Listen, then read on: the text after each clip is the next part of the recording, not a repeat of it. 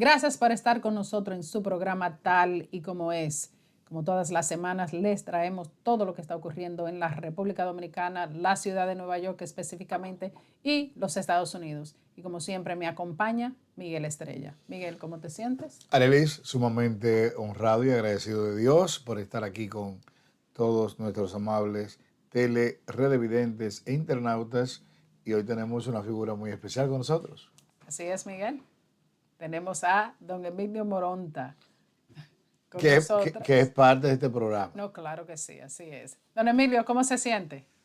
Bien, bien. Y al estar frente a ustedes o conjuntamente con ustedes, aunque sea virtualmente, me siento mucho mejor y agradecido de darme la oportunidad de participar en este programa que de hecho ya está tomando un lugar sumamente determinante e importante dentro de la comunicación a nivel de Estados Unidos, de la diáspora y fundamentalmente también a nivel de República Dominicana, porque mucha gente me comenta de los temas que se han tratado. Es decir, que en esa línea de acción me siento contento de venir aquí. Excelente. Don Emilio, háblenos de esta reforma constitucional que ha tenido tantos obstáculos y gente que las enfrenta, como es el pasado presidente Leonel Fernández y otros miembros de la comunidad política dominicana se oponen porque entienden que es innecesaria. Mientras tanto, el presidente Abinader entiende lo contrario, entiende o piensa que es importante esta reforma. Por favor, edúquenos acerca de todo este proceso y en qué consiste.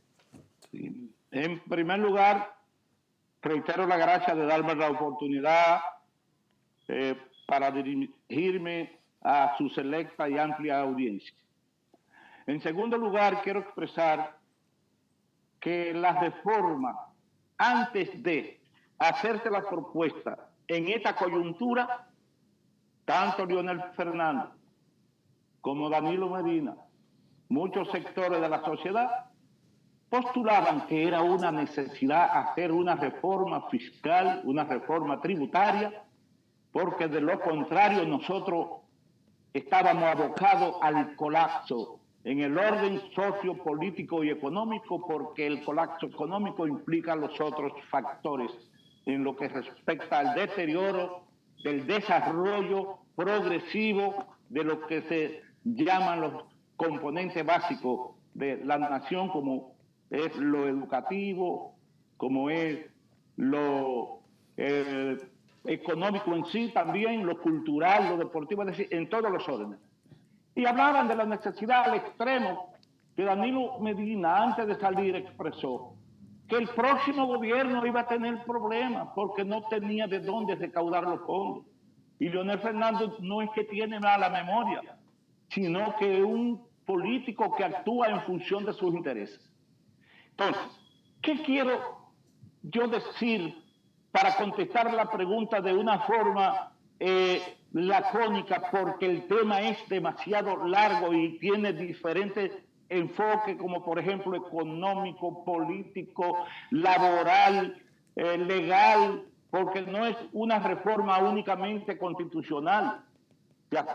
Ahora, debemos hacer la reforma constitucional para que sea una sombrilla que proteja las otras reformas que están en progreso o en proceso, pero que han sido truncadas porque la misma oposición, cuando el presidente, y esto es bueno recordar, creó las 12 mesas de diálogo sobre los puntos fundamentales y neurálgicos que necesitaban trabajar en colectivo para darle respuesta a los problemas nacionales.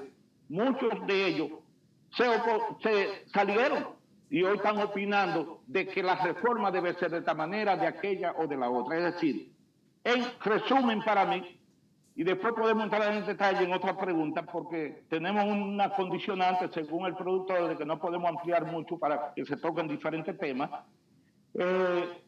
La politiquería se ha adueñado de las reformas, siendo las reformas una necesidad nacional. Le está pasando a la reforma lo mismo que le pasó a Jorge Blanco con el ITEVI. Ahora, ¿quiénes han fallado? Creo que hemos fallado todos. Ha fallado el gobierno con sus equipos de comunicación que no han creado la percepción necesaria.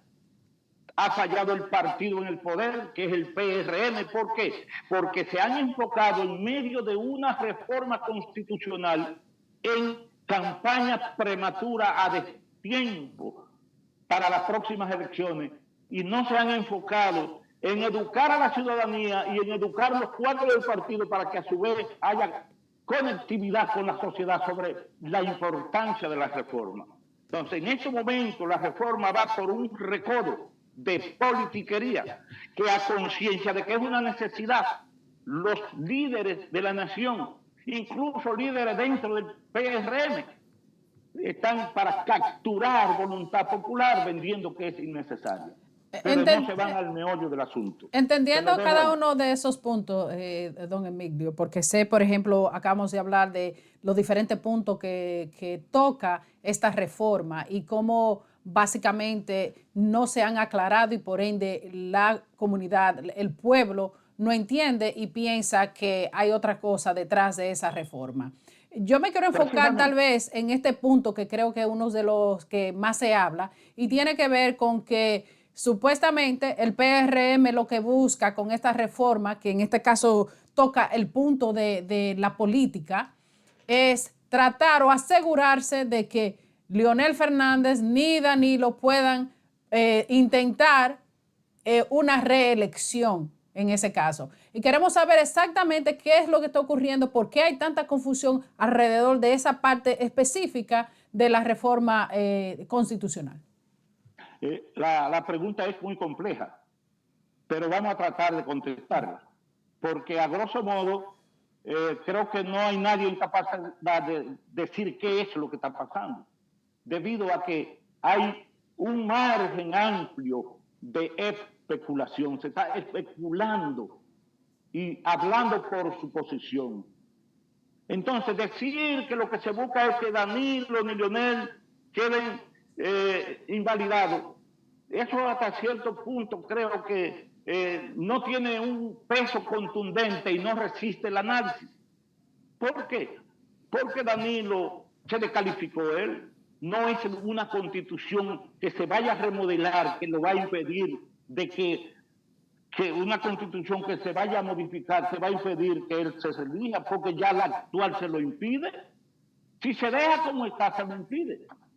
Y la actual fue porque Leonel se hizo un traje a su medida para tener la posibilidad de reelegirse otra vez en otra oportunidad, pero lamentablemente no es la Constitución que le ha puesto un candado, sino la sociedad dominicana, porque es que nos olvidamos cómo fueron los 4 gobiernos del PLD, los 20 años del PLD, en qué condiciones dejaron al país y en qué condiciones como consecuencia de eso todavía está el país. Y pensamos que un presidente cuando llega viene con una varita mágica y que no hay una serie de antecedentes intrínsecos de la gobernabilidad que hay que resolver y que eso no se resuelve ni con un decreto ni con la misma Constitución. Entonces, es lo más extraño. El presidente quiere garantizar que la Constitución no sea modificada como hace cada presidente de turno, como ha hecho cada presidente, para reelegirse. Eso es como algo irónico, que se use el argumento de que yo no quiero algo porque le hace daño a la sociedad o le podría hacer daño y que la sociedad se me oponga y quieren vender esa percepción. Entonces eso refleja que hay un mal manejo y un enfoque equivocado en algunos segmentos del poder, de la gobernanza, no de la gobernabilidad, y algunos segmentos de la oposición.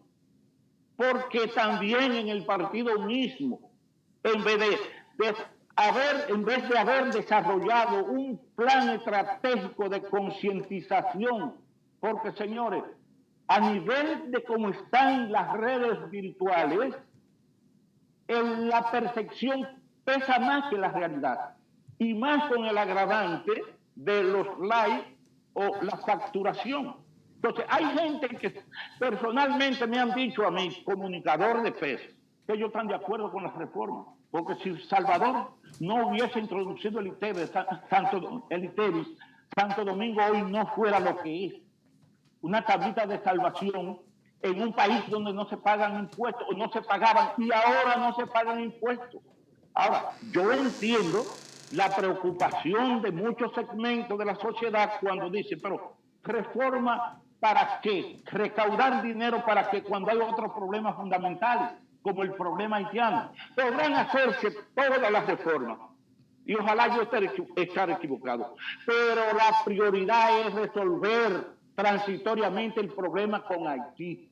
Usted puede hacer todas las reformas que quiera, recoger todo el dinero que quiera, poner todas las regulaciones que quiera. Y mientras haya ese caos, esa anarquía migratoria, donde hay dominicanos que por la mañana son patriotas y en la noche son pro-haitianos, fundamentalmente a los empresarios, a todos los niveles, en la construcción, en la agricultura y en el comercio.